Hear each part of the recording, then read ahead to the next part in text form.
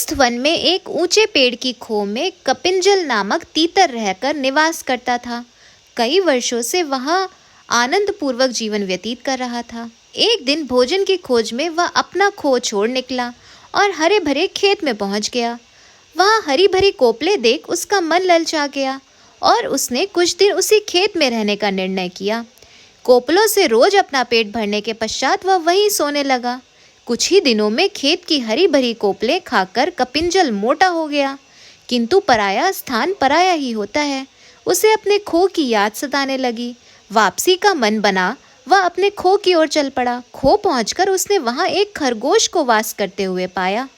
कपिंजल की अनुपस्थिति में एक दिन शीघ्र को नामक खरगोश उस पेड़ पर आया और वहीं खाली खो देखकर रहने लगा। अपने खो में शीघ्रको का कब्जा देख कपिंजल क्रोधित हो गया।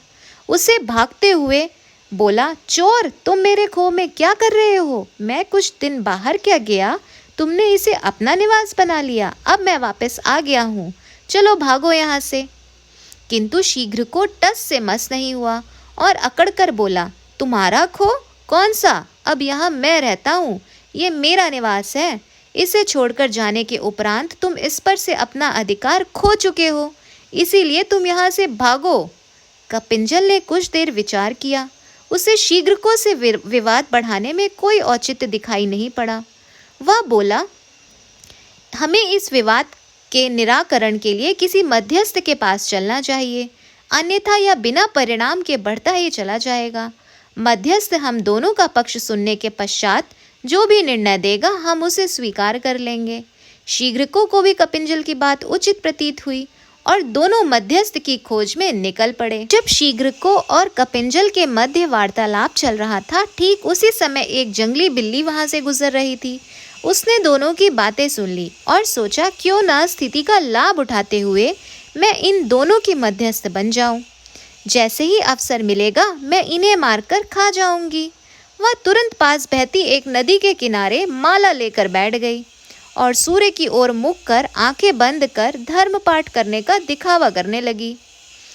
कपिंजल और शीघ्रको मध्यस्थ की खोज करते करते नदी किनारे पहुंचे।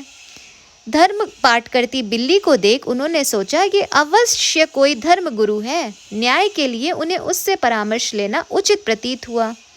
वे कुछ दूरी पर खड़े हो गए और बिल्ली को अपनी समस्या बताकर अनुनय करने लगे। गुरुवर, कृपया हमारे विवाद का निपटारा कर दीजिए। अनुनय सुन धर्म गुरु बनी पाखंडी बिल्ली ने आंखें खोल ली और बोली, राम राम, कैसी बातें करते हो? हिंसा का मार्ग त्याग कर मैंने धर्म का मार्ग अपना लिया है, इसीलिए मैं हिंसा नहीं करूंगी, किंतु तुम्हारे विवाद का निराकरण कर तुम्हारी सहायता अवश्य करूंगी। मैं वृद्ध हो चुकी हूँ और मेरी श्रवण शक्ति क्षीण हो चुकी है, इसीलिए मेरे निकट आकर मुझे अपना अपना पक्ष बताओ। पाखंडी बिल्ली की चिकनी चुपड़ी बातों पर कपिंजल और शीघ्रको को विश्वास हो गया और अपना पक्ष बताने उसके निकट जा पहुँचे। निकट पहुँचते ही पाखंडी बिल्ली ने शीघ्रको को पंजे में दबोच लिया और कपिंजल को अपने मुंह में दबा लिया। कुछ ही देर में दोनों को सफा चटकर पाखंडी बिल्ली वहां से चलती बनी।